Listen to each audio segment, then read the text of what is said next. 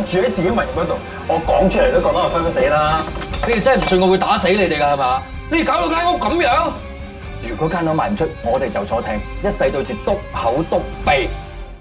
Hi, welcome to the Silver Spleen. My name is Alexander Haig, and this is my review of Temporary Family. Leung is a property agent in Hong Kong, and that's a tough row to hoe. The competition is cutthroat, the pay is lousy, the hours are long, and the clients are horrible people. Like most Hong Kongers, Leung wants to be rich, but not just for his own sake. He wants to have enough money to buy a flat that meets his girlfriend's requirements. She's a flight attendant, played by Miley Wu. Big flat or no marriage, that's the deal. In other words, Leung's girlfriend is a size queen. Sammi Cheng plays a recently divorced woman who has yet to accept her situation. She wants to tread real estate water until she can win her husband back. Angela Baby plays Hak, Leung's stepdaughter. She has a flat, but she doesn't like it. It's in Sheung, the northernmost part of Hong Kong, and the last stop on the MTR before China. As a result, it pretty much is China,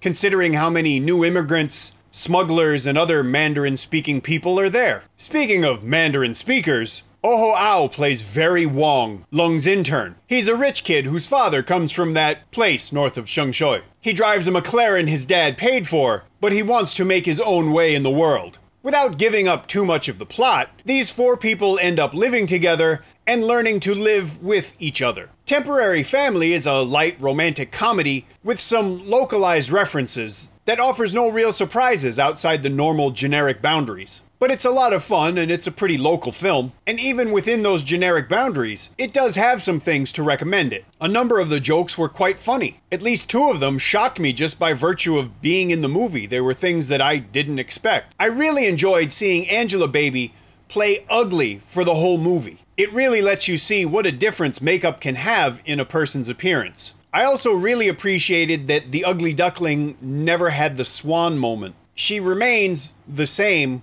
and never has one of those makeovers that suddenly renders her, attractive. Nick Cheung delivers a typically strong performance, managing at times to transcend his stardom and become the character. Sammi Cheng achieves an even more startling transformation. She spends the first half of the film simply recycling her well-worn character of the jilted, whiny, and slightly weird woman we've seen her play a dozen times before. And just about the time that I'd gotten really tired of it, she suddenly delivers a monologue that shows the kind of acting she's capable of. It was really something to watch. Jackie Cheung shows how to make the most out of a cameo. His very brief appearance is still quite memorable. The same can't really be said of Ivana Wong's cameo, but there's no real shame in not being able to convincingly play a two-faced, shallow bitch. I liked a lot of things about this movie, but there were some things I didn't care for either. Anybody with half a brain could tell from watching the trailer or the first 10 minutes of the movie that Nick Cheung and Sammi Cheng are supposed to end up a couple. But it seems like nobody told them. They have absolutely no chemistry together, and it really kind of slows the film down. But then again, that's the director's job,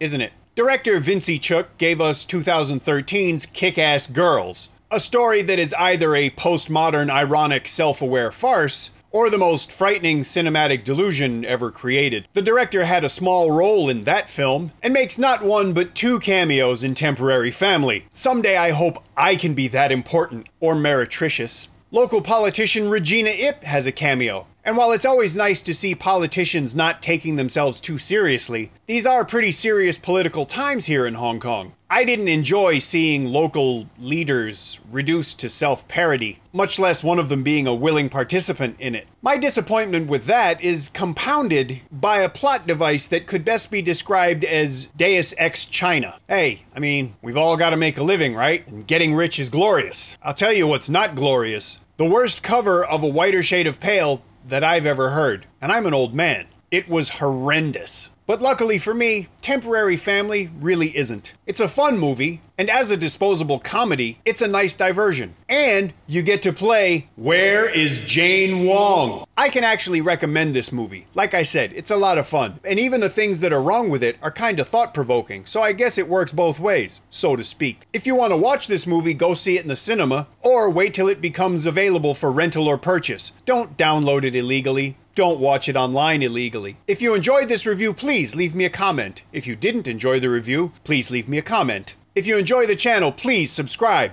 Thank you for watching.